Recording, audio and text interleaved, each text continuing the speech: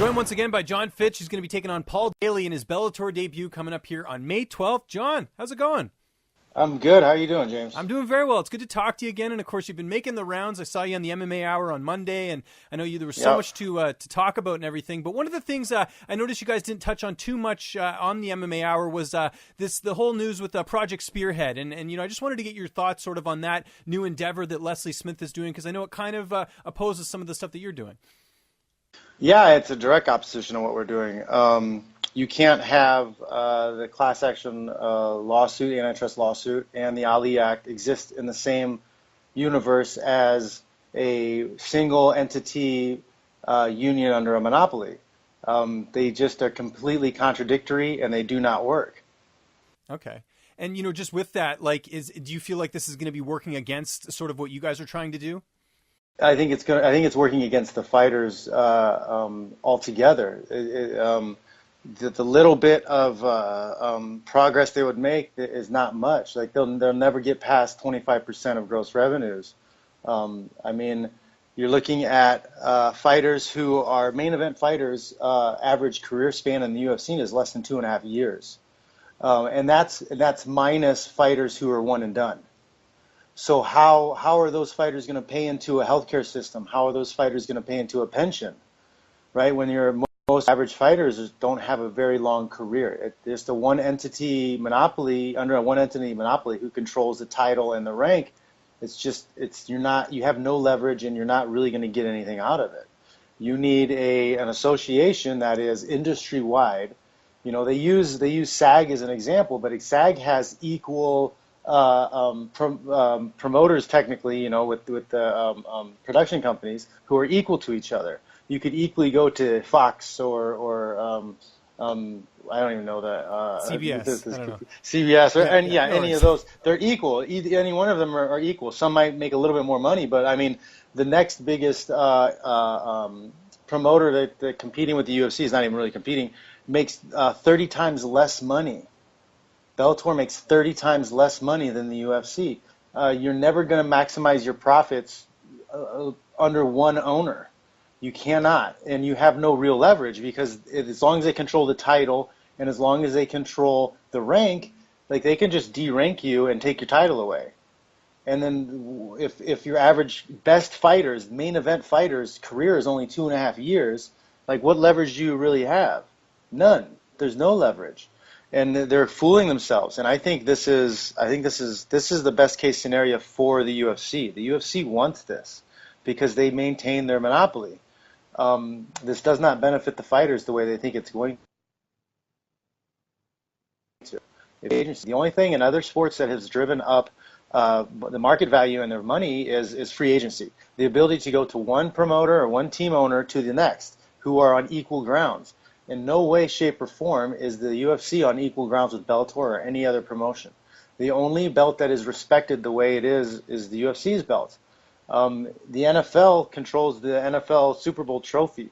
It's independently controlled. The ranks are independently controlled. So you can go from one team to another, and you can get paid the same or more money going to different teams. It does not happen in MMA. And the examples they use, like Masasi and Rory and others, it's 8 guys. 8 guys in the history of the sport, really? That's a free market? That's real choice? No, it's not. And does Rory get to prove that he's the best welterweight in the world by fighting somebody he's already beaten, who's the UFC champion? Does he have the potential to make as much money as Tyrone Woodley? No. There is only one belt that is regarded as the best, and that's controlled by the UFC. As long as that's the case, you have no leverage. There's absolutely zero leverage. And the idea of somebody self-appointing themselves a president of an organization without elections is very suspect. Have you reached out to anyone on that side, just saying, hey, what are you doing? Because there's Leslie Smith and there's Cajun Johnson, We've talked to Kajan a number of times, and he's smart, and I think he'll get it. He'll figure it out. I think he's being finessed. He believes that it's possible to unionize each promotion separately. How is that going to work if you're fighting one time for the UFC, get fired? Are you going to go and jump to another? I don't really see that as a possibility. And again, if there's no free market, if there's no independent title, there's no real leverage. And what happens if the new owners of the UFC suck at their job and they fail, and then the UFC goes out of business? What then? Like that's all possible. There's no guarantees in life. There's no guarantees in business.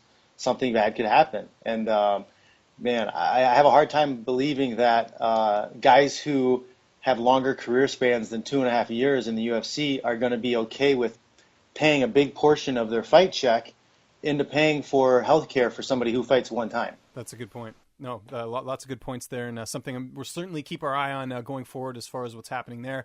But let's talk about you quickly. Obviously, you were with World Series of Fighting / PFL, and I know you asked for your release, and you broke it down really well. If people haven't seen it, I mean, you talked about it on the MMA Hour that, look, like it's a tournament. You're not getting any younger. The prize money I'm sure is nice, but you wanted to just sort of, have a bit more, opportunity to fight sort of higher caliber opponents and things of that nature as well. I just wanted to know, how quickly did you get your release once you asked for it from PFL? I mean, it took, it was fairly quick. I'm not going to complain. I'm not going to badmouth them. I got what I wanted. I hope I wish them success. We had good working relationship with each other. I don't agree with revamping a more than 200-year-old industry in prize fighting. I think it's a great opportunity for young fighters to get their name out there fighting in a tournament. But I already have a name. I need marquee matchups, and I need to fight for titles. Right. And you certainly got one here in Paul Daley. I mean, how excited were you first off just to get this matchup? Because this is a pretty big fight in Bellator. Yeah, I heard from it first from people sending me messages on Facebook because he had made posts about it. And I was like, I contacted my manager, like, Bob, what's going on with this? Is this real or is this being offered? I'm like, I'm all in on this. This better happen. So I got the word that I wasn't allowed to say anything until Bellator did. But luckily I didn't have to sit around and wait too long. So yeah, it's a great fight, great matchup. He's been doing a lot of big things. A lot of people know who he is, and he's an exciting fighter, and I'm looking forward to the challenge. And you must be excited, too, just with the style matchup. I mean, we saw sort of the blueprint. We could go back years ago with Josh Koscheck, your good friend, who, basically just uses wrestling, because Paul is just, he doesn't really improve that area as far as the takedown defense and all that. You must be pretty excited about that aspect of this fight. I mean, I don't just, look for focus on one thing, wrestling or whatever, but I think I match up badly with everybody. I can find a way to get in and throw off your rhythm and get in your head and mess with you. Like, I'm good everywhere. And if you're focused on, you think I'm going to do one thing, it opens me up to do other things. So, I outstruck Thiago Alves the second time we fought. I was a better stand-up fighter than he was in that fight.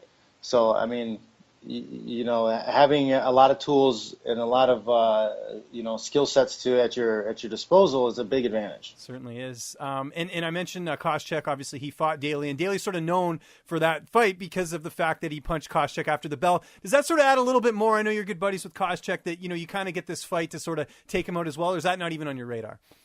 I mean, it's not totally on my radar. It'll still be fun, but yeah, I don't know. It'll be interesting to see, because he likes to run his mouth. It'll be interesting to see what he says or what he does, or I don't know. I'm entertained by the antics. I think a little bit. I don't really care to do it myself, but I think it's funny when people try to intimidate me or try to intimidate others. I think it's laughable. Right. Okay. Fair enough. Are you going to keep your hands up after they call the whistle, or are you just going to, whatever? Well, hopefully he'll be unconscious before the whistle's blown. There you go. I like that. You're back at AKA, obviously back home. I know you've been there for a bit, but I think there was some people. It's sometimes tough to keep track of where fighters are training and everything. But as far as training partners, I know there's been a bit of guys coming and going. Who are sort of your main guys for this training camp, helping you get ready for this fight? We got a lot of young guys, and Habib is in town with his brothers, and both his brothers, and a lot of the Dagestani gangsters, and there's a lot of tough training every single day there. So there's plenty of people to push, a lot of people to work you over, and if I need to, I can always travel down to Vegas and hook up with One Kick and get some work in. Chidi and Jikawani down there, I think. He's a little bit long for mimicking Daley, but he's probably better striker than Daley is. So Nick's got a number of other guys that I could probably work with that would be good. So So I got plenty of people, a lot of resources. I've always made good relationships with people, so if I need to, I can travel and get what I need done. I just spoke to Kevin Lee yesterday, and he was working with Chitty as well. Have you gotten in any work with Kevin? I haven't, but we've been around each other a lot because we're over at One Kicks, Dewey Cooper. I've worked with Dewey Cooper too. Great. And Dewey Cooper is one of Nick's guys. Nick, people is like one of the unknown legends to a lot of people. Nick's trained. I don't know. I'd like to see a list of all the guys he's trained and how many championships he's won. Because he's got guys who he trains champions, and then his champions go on to train champions.